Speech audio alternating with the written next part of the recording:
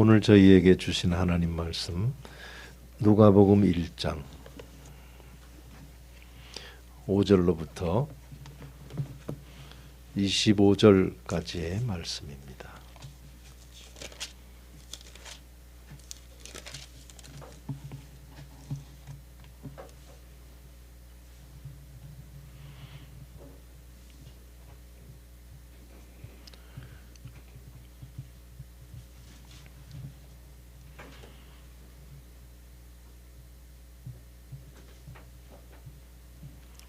제가 받들어 읽겠습니다.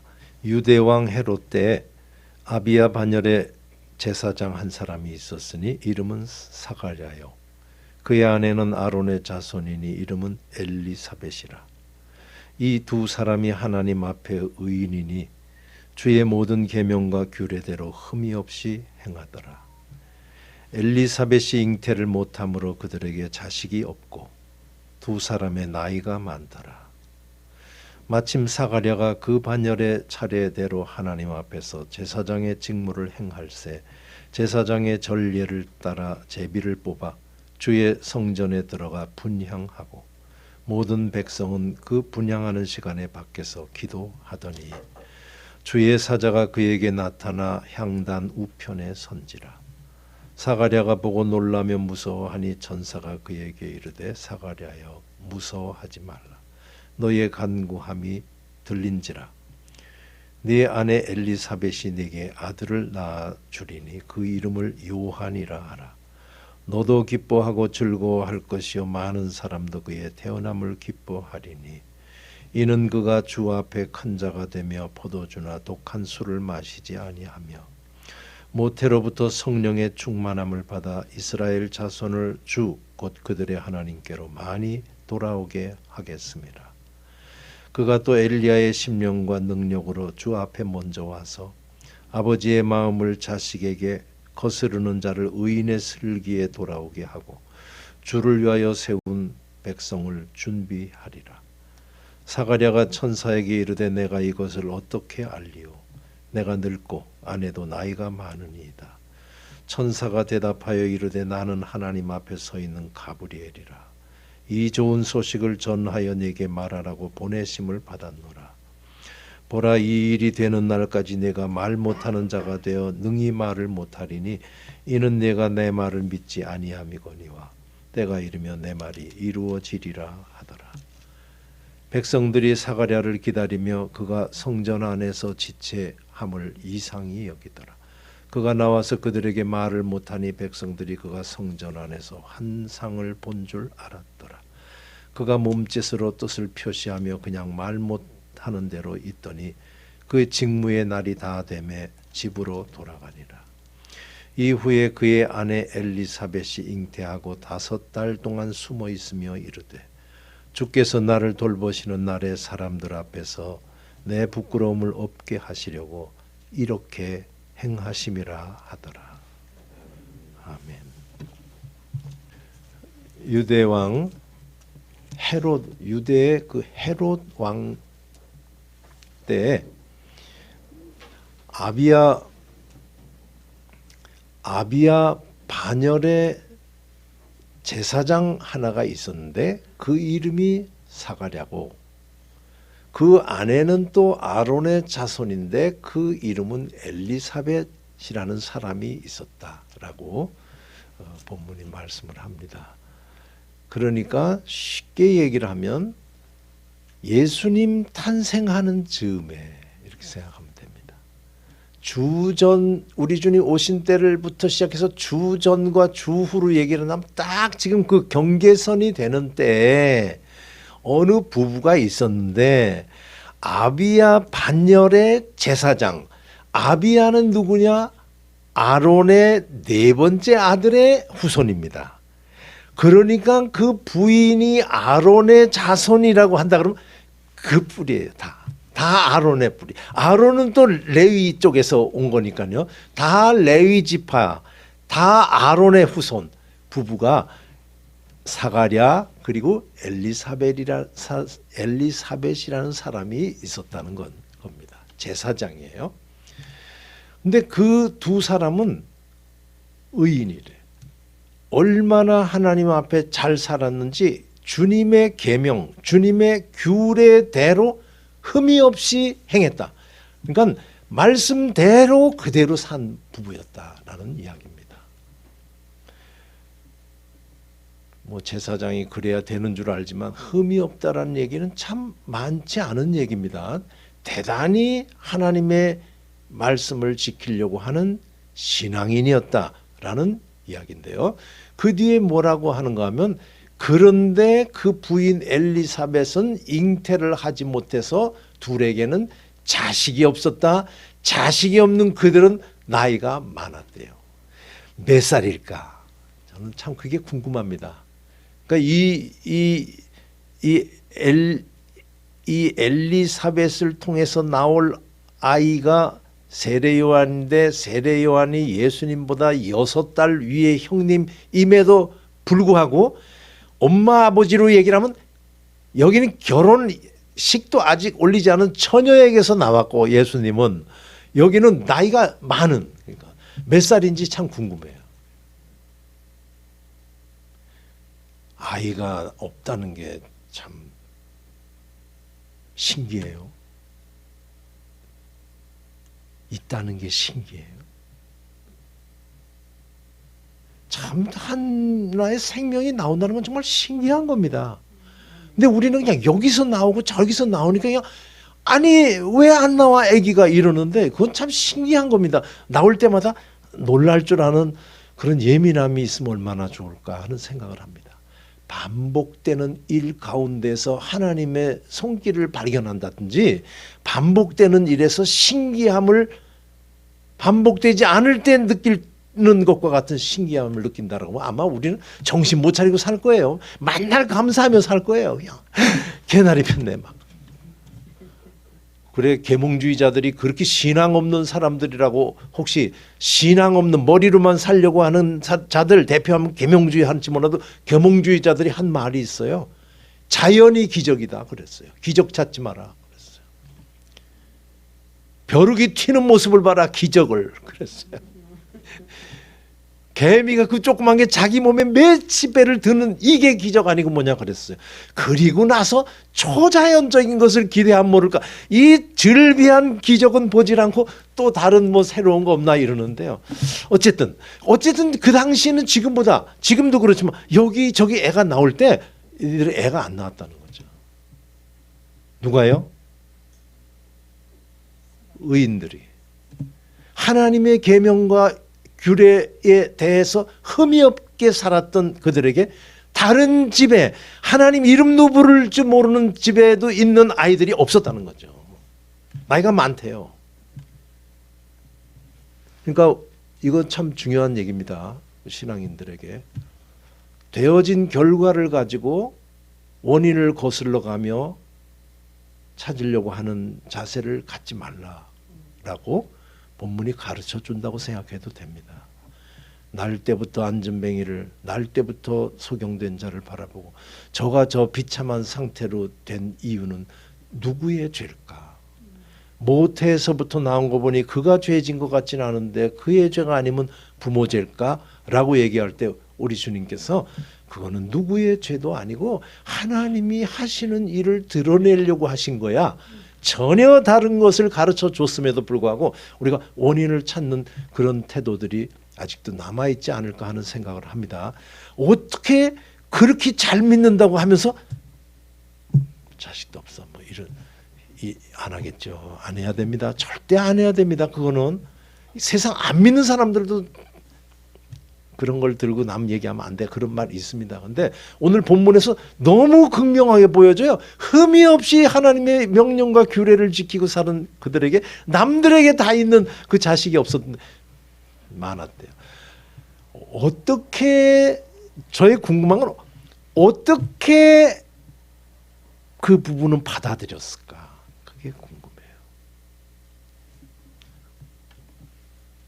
이렇게 열심히 하나님을 섬기려고 하는 우리에게 자식이 없는 것을 어떻게 그들은 소화했을까? 어쨌든 소화했습니다. 소화했다고 봐야 돼요. 왜냐하면 이전에는 그렇게 의롭게 살았는데 지금은 아니더라든지 지금도 뭐 갑작스럽게 일어난 일로 해서 언젠가 길이 열려서 가능성이 있는 것도 아닌, 그래서 긴 세월을 그렇게 없이 살았을 때도 그들이 점도 없고 흠도 없이 살았다라고 하는 거 보면 그 소화한 모습이, 제가 미리 말씀을 드리면 신앙의 모습이라고, 이게 신앙의 모습이라고 제가 정의를 내려드립니다.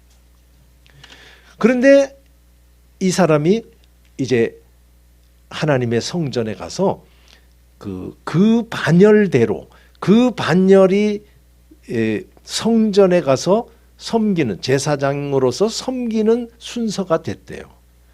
여기 성전을 제가 찾아보니까 진짜 성전이에요. 성전은 예루살렘에 있습니다. 이 오늘 본문 뒤랑 해보면 그가 산 곳은 예루살렘이 아닙니다. 마리아가 아기 가졌다는 소리를 천사에게서 듣고서 막 산골로 가서 그 친족 엘리사벳에게 갔다는 걸 보면 그 나사렛 지역이었다고 봐야 돼요. 그러니까 그 당시는 제가 모르는데 본문에서만 찾아 읽는다라고 하면 제사장은 전국에 흩어져 있을 때 어디 살더라도 골고루 반열대로 그 역할을 돌아가면서 하게 됐고, 돌아갈 때는 예루살렘으로 가지 않았을까라고 생각을 합니다. 그런데 그 안에서 또 전례대로 제비를 뽑아서 그 향단에 가서 분향을 하는 자리가 이 사가랴에게 걸렸더라라는 이야기입니다. 그래가지고서 분향을 하고 사람들은 뒤에서 밖에서 기도하고 있는데 하나님의 사자가 나타나. 하나님의 사자는 천사입니다. 오늘 보면 하나님의 사자, 천사 둘 다 나오는데 그냥 천사라고 보시면 돼요. 천사가 나타나 얼마나 놀랐겠어요. 놀라고 무서워했대요. 그랬더니 무서워하지 마 라고 하면서 이 천사가 뭘 말하는가 하면 너의 간구가 뭐라고 그래요? 뒤가 다 들린지라, 간구함이 들린지라 그랬어요. 저는 이 간구함이 들렸다라고 하는 말 뒤를 아무리 찾아도 말이 없어요. 그냥 네 아내가 이제 잉태해서 너에게 아들을 낳아줄 건데 그 이름을 요한이라고 해. 간구를 했대요. 무슨 간구를 했느냐? 간구할 게 많죠. 근데 저는 그냥 앞뒤 전 많이 생각해 봤지만 그냥 자식에 대한 간구를 했다고 해석해도 될 것 같아요. 다른 해석이 있으면 뭐 찾아서 보시고. 간구했대요. 그게 들렸대요. 그래서 저는 그래서를 찾았는데 그래서가 없어요. 간구했다 끝 이래요. 그리고 네 아내가, 오늘 말씀의 중요한 부분들을 제가 지금 말씀드리는 거예요. 자식을 달라는 간구를 했다고 봐야 합니다. 그런데 다 늙어서 사자가 와서 아들을 낳게 될 거다 하면서 뭐 전무후무한 것과 같은 축복의 말씀을 줍니다. 전무후무한 말씀이죠. 저 집에 가서 잘 생각해 보세요. 그를 낳으면 너도 기뻐하고 즐거워할 것이고 많은 사람이 그가 태어나는 걸 기뻐하리라. 저 태어났을 때도 그랬을 것 같아요. 그랬을 거예요. 그래가지고 보니까 그 뒤에 거의 대부분 뭐 우리들에게 연결해도 될 것 같아요. 대단한 말인 것 같지만은 이거 하나님의 명령이다.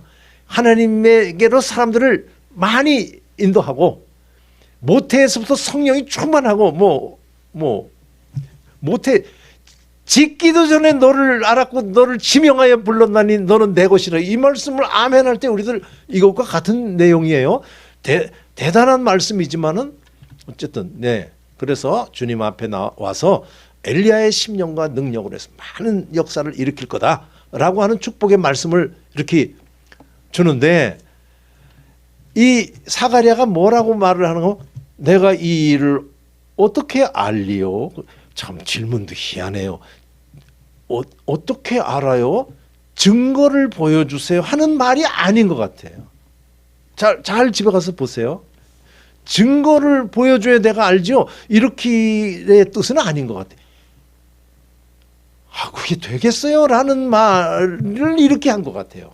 말씀은 이렇게 돼 있지만 나는 늙었고 아내도 나이가 많습니다.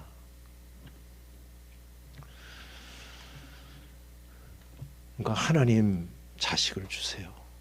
우리 비록 늙었지만 자식을 주세요 하면서도 꽁무니가 왕십리에 가 있은 거예요. 그러니까 머리에 이만한 나이는 자식을 가질 수 없어라고 하는 통념에서 그는 벗어나지 않았어요. 그런데 하나님의 명령과 규례대로 흠없이 살면서 간구는 간절히 구하는 겁니다. 간절히 자식을 구했다는 거죠. 안 돼. 그래가지고 너는 내 말을 믿지 않았어. 나로 말할 것 같으면 뭐 할 말이 뭐 있어요. 나 가브리엘이야. 나 가브리엘이야. 믿어도 돼. 뭐 이렇게 막 한심한 거죠. 그러니까 뭐 안 믿는 건 어떡하겠어요. 그러니까 그렇게 얘기를 하고 너 벙어리가 될 거야. 근데 어쨌든 그 일은 안 믿어도 이루어집니다. 오늘 23절 말씀까지 제가 하려다가 25절까지 했어요. 23절까지 하면은 19절, 25절까지 하면 21절. 한 사람의 아이가 태어나는 것에 대한 기록으로 성경에 제일 많습니다.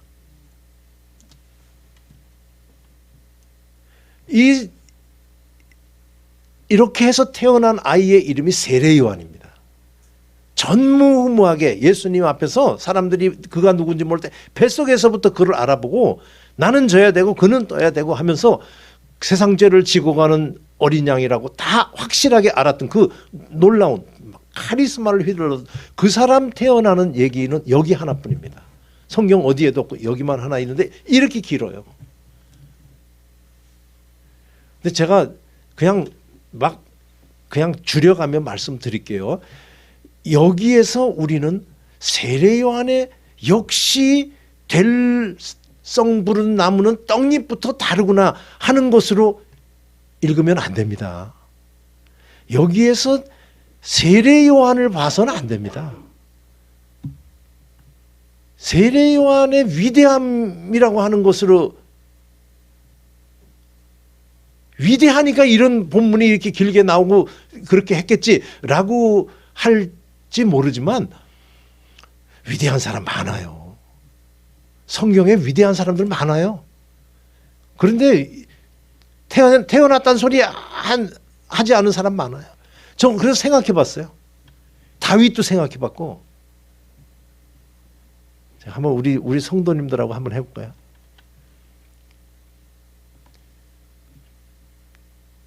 주님의 백성을 준비할 건데 많은 사람을 곧 우리 하나님, 너희 하나님에게로 데려오는 일을 한다. 위대한 일을. 그가 어떤 일을 한 줄 아시죠? 누가 더 위대할까? 두 사람이에요. 세례 요한, 바울. 자, 바울 그러니까 또 바울이 왜 갑자기? 바울은 성경에 신약 27권 중에 작게는 10권, 많게는 13권의 글을 썼습니다.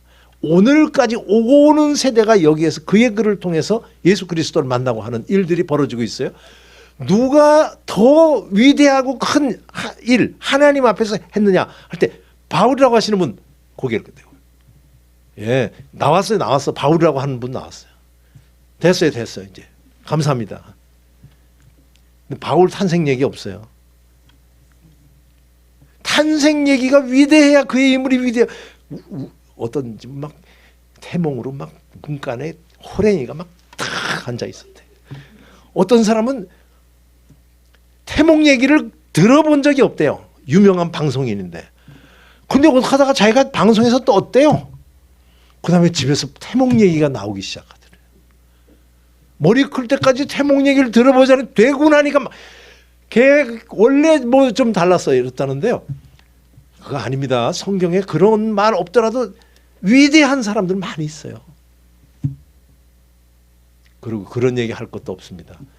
자, 이거 딱 얘기합니다.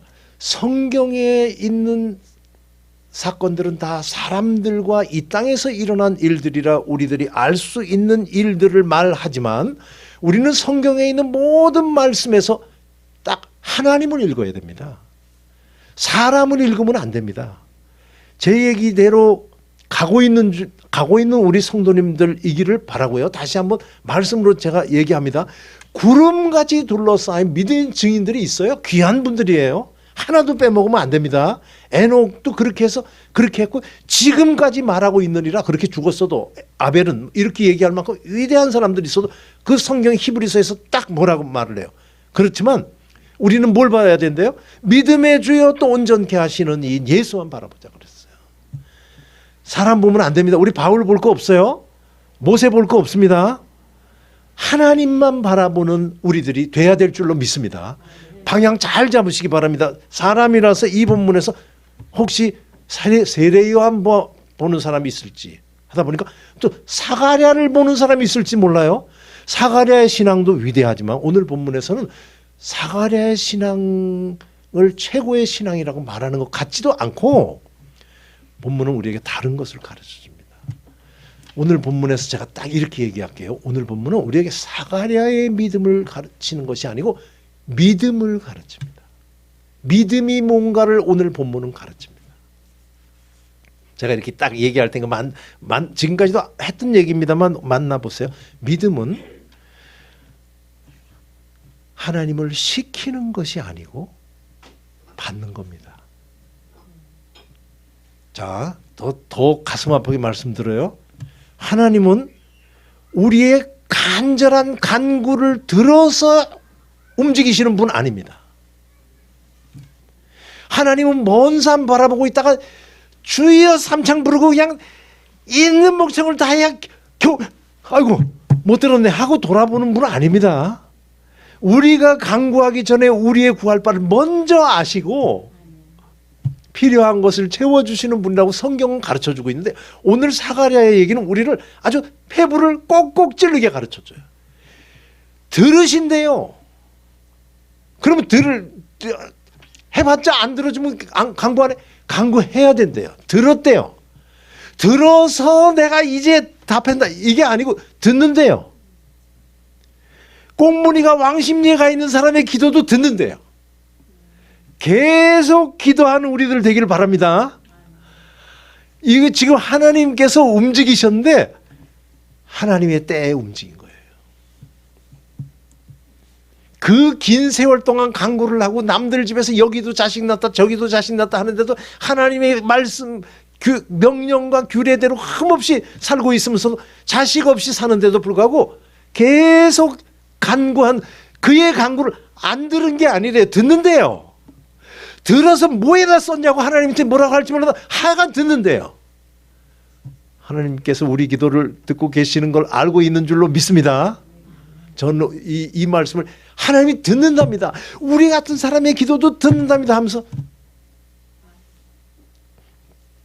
딱 제가 떠오른 게 우리 김여한나 권사님 맹 권사님 안 권사님 신태호 집사님 박서연 권사님 생각했다니까요. 우리들 기도하고 있는 줄로 압니다. 우리 기도하고 있다고 했어요. 꽁무니가 어디가 있는지 알 수 없어요. 괜찮대요. 간절히 기도하래요. 안 움직여 하나님이 할 필요 없겠네. 해야 된대요. 그런데 하나님께서 안 들어주고 계세요? 믿음은 받는 거랍니다. 안 들어주고 있는 걸 받았대요. 안 들어주고 평생 자식 없이 살았는데 이 두 부부가 그런데 하나님의 명령과 규례대로 흠없이 행했대요. 이게 신앙입니다. 그리고 어느 날 이 일이 이루어져서 주의 사자가 나타나서 얘기할 때 그 부인은 또 그렇게 얘기를 해요. 이 일은 하나님께서 나를 돌보실 때 사람들 앞에서 나로 부끄러움 당하지 않게 하기 위해서 이같이 행하신 거야. 안 들어주실 때 우리 하나님께서 지금도 듣고 계셔 하고 하나님께서 안 들어주시는 것을 받는 것이 신앙이고 어느 날 그 일이 이루어졌을 때 내 기도가 역시 그 간절함을 하나님께서 알아주시는구나 하는 게 아니고 나로 하여금 사람들 앞에서 그 돌아보시는 날 부끄러움 당하게 하지 않게 딱 이게 저 다윗의 말과 똑같죠. 그 아들이 죽을 것 같아서 막 금식하고 잠도 안 자고 울다가 딱 애가 죽고 나가지고 죽은 모습을 보고는 신하들에게 애가 죽었냐? 죽었습니다. 아, 그래, 그러면 씻을 물 가져오고 먹을 거 차려라. 신하들이 놀랐어요. 그래, 신하들이 묻습니다. 아니, 살았을 땐 그렇게 울고 그렇게 하시더니 어떻게 애 죽으니 이렇게 돌변하십니까? 그때 다윗이 그냥 유일한, 신앙인이 가져야 될 유일한 말을 하죠. 다 아시죠? 걔가 살았을 때는 혹시 하나님께서 나를 불쌍하게 보셨어, 살려주실까 했지만 이제야 내가 무슨 수가 있겠냐. 나는 그에게 갈 수 있을지라도 내가 그를 다시 불러오려 그는 내게로 오지 못하리라. 이게 신앙입니다. 하나님이 안 주세요? 하나님 계신가? 하나님 이렇게 기도해도 안 들어? 아니 무슨 하나님이 이래 하다가 이제 슬그머니 하나님 계신가 안 계신가로 갈등 그대로 했대요. 이게 신앙입니다. 그리고 어느 날 됐을 때 하나님이 나를 불쌍히 여기셨구나. 신앙생활 하신 우리, 신앙이 하나님께서 주신 최고의 선물인 걸 알고 감사하며 신앙생활하며 이 나이까지 불변하게 오신 우리 성도 여러분, 앞으로도 모든 일은 하나님께서 하시는 거지 내가 시켜야 하는 것 아니다. 믿음은 하나님을 내가 조종하는 것이 아니고 하나님께서 무슨 일을 나에게 줬든 받는 것이 신앙이다라고 하는 거 잊지 않고 무슨 일 안에서도 감사의 삶을 살아가는 능력을 발휘하는 우리 성도님들 되시기를 주의 이름으로 소원합니다. 그리고 무슨 일이 일어났을 때 주의 영광 돌려야 될 걸 절대 가로채는 일이 없이 하나님께 영광 돌리고 하나님의 은혜에 감사하는 그런 삶을 살다가 주님 앞에 가는 우리들이 돼야 됩니다. 지금도 간절히 기도하는 제목이 있는 줄 압니다. 우리 성도님들 앞으로도 더 간절히 기도하세요. 들으신대요. 안 움직여 들으신대요.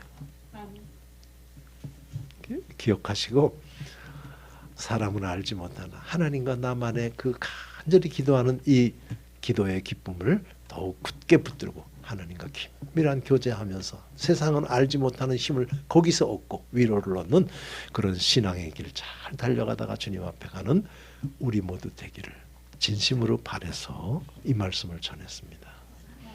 기도하겠습니다. 아버지 하나님, 시간이 갈수록 나이 들어 갈수록 믿을 것은 믿음밖에 없다고 한 그 말씀이 참 맞는지 우둔한 이 정도, 야, 우리 하나님께서 믿음 안 줬으면 내가 어찌 지금까지 살았고 앞으로 살겠나 하는 그런 마음이 듭니다. 하나님 진심으로 감사드립니다. 아직도 세상의 통념에서 벗어나지 못하고 기도 따로 마음 따로 있는 그런 모습인 걸 보는데 하나님의 말씀으로 우리의 속을 보여주시며 더욱 하나님께서 듣고 계시는 분인 것을 기억하게 하시는 말씀 주신 것 감사드립니다. 오늘의 처지 하나님이 주신 것으로 철저히 받아들이는 저희들 되게 해 주시고 무슨 일을 역사를 하나님께서 베풀어 주실 때 한 점이라도 영광 하나님께 돌려야 될 것 가로채는 일 없는 그런 마음으로 하나님께 온전히 영광 돌리는 가운데 세상은 알지 못하는 기쁨과 평강이 넘치는 삶 사는 저희 되게 해 주시옵소서.